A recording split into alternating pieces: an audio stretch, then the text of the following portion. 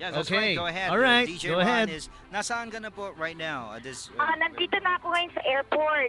Airport, okay. Actually, yes, all of the bikers are now inside mismo sa what do you call it, sa airstrip ng Subic Bay International Airport at doon nangyayari ngayon ang 40-kilometer bike race. And right after, kasi pagkalabas nila sa airport, babalik uli sila doon sa transition doon sa may Hanjin Port. And then marami ngayon ang nandito sa airport at nakakita nga ako ng isang cheering area. Parang ang daming tao doon nag-cheer for the athletes. Ano nga ba mga prizes for the cheering competition? I think 5,000 we have a pesos. prizes para sa Best cheer. cheering squad. yes. They're gonna 5,000 get, pesos. Around 5,000 pesos yata, di ba? Yes, 5,000. And 5,000. products 5,000 from pesos. Alaska and Century Tuna as well. Yes, oo. At maraming ang nag-cheer doon. Malapit sa airport, there is a tent right there na merong nag-set up ng cheering booth. All right. Yes, Also DJ Ron, if you can get DA Marcelo once again, we can record him now. Okay na, no? Yung ating Yes, recording thingy sa We're Ustream. recording you right now. Yung kanina kasi medyo we're having difficulty with the Ustream kanina and the net. We'll try to get a hold ulit si DA Marcelo, but kasi Alright. right now he's going around right now. Okay. Yes, oo. So pag makita ko ulit si DA Marcelo, I'll try to get a hold of him at magkausap ulit Let's have tayo. another interview. All right. Yes. Okay. Okay. So maybe if he's already there, baka makuha rin natin yung kanyang baka mahila rin natin siya Yeah. dyan pag nandun siya sa Subic Bay Exhibition and Convention Ma-interview Center. natin on live, ano? Okay. Yes. Okay, so from the airport, ongoing ngayon ang bike competition, 40 kilometers right after yung 10-kilometer run. Yeah, I have a Okay, question. so- I have a question. Is Yes. everybody out of the water now? May mga natitira, pero Mangilan-ngilan na lang.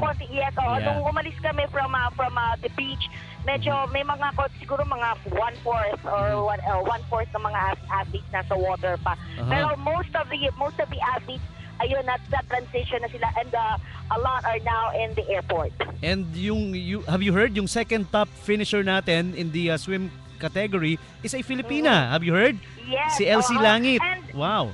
And of course, nung pagka alis namin sa beach, si Kim Atienza just got out of the water. Kim Atienza, si Kuya Kim. Uli si Kuya Kim Atienza, yes.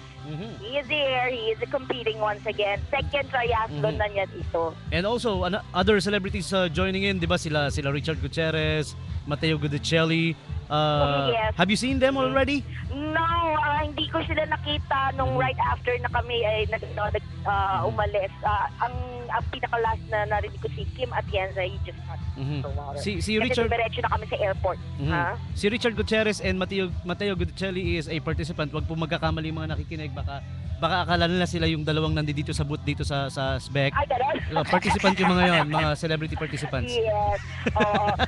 Okay, so that's it for now. Sige, we'll be giving you more updates of the 5150 triathlon. So don't go away. Just keep on listening to 89.5 for more details of the ongoing 5150 triathlon. All right. Okay, well, thank you so very much again, DJ Ron. DJ Ron. Looking forward the next report that will come from you a few minutes from now. Okay? All right. That's it from DJ Ron, who's in the airport area right now, telling us.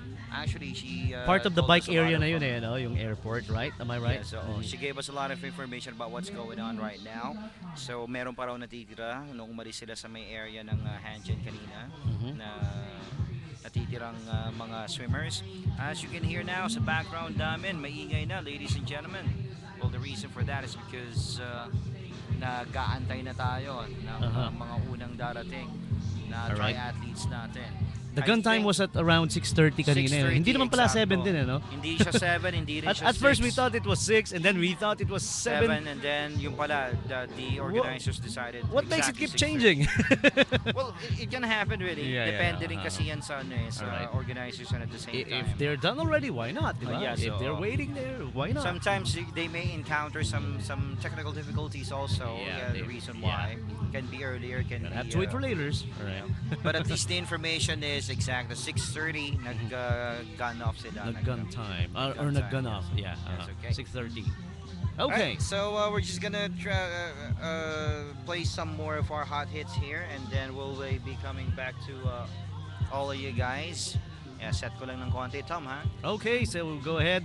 And once again, for those who tuned in late, we are coming to you live from the Subic Bay Exhibition and Convention Center. SBEC, a lot of things happening here. We are inviting everybody to come on over. There's a lot of freebies waiting for you. Our friends from PLDT are here now, and they gave us have a lot of, giveaways waiting for you. Yep. So all you have to do is come on over and join us here, and also free Wi-Fi pin for everybody. Wi-Fi pin for everyone. It doesn't matter who you are, how old you are, babae, lalaki, may ngipin o wala. Free Wi-Fi pins for everybody. Sa mga kidneys. Yeah, punta lang sa booth ng PLDT Subictel. Alright. So much to see in here, so much Yeah. to enjoy. Okay. Napakagandang mga tanawin. That's all I can tell you. Definitely.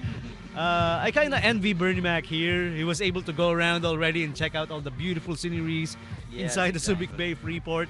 And 2 more beautiful scenery coming our way. That's right. Walking right now. And hello, ladies. Hello. Hi. Talagang kailangan mag-hello sa Hello. ladies, ha? Live on air, huh? Live on air. This is what. Welcome to the flirting live on air segment of this radio program. Wala ka dyan. Ikaw lang yun, Tom, ha? Hindi ako kasama dyan. Okay, so 51:15 is entry tuna. Is Parang exactly what's pinagpawisan kaagad si, Oo nga eh. si Double B dun Oo, sa alam. sinabi ni Tom eh. No? Diba? Yeah, bawi. Ako na kagad yung bawi.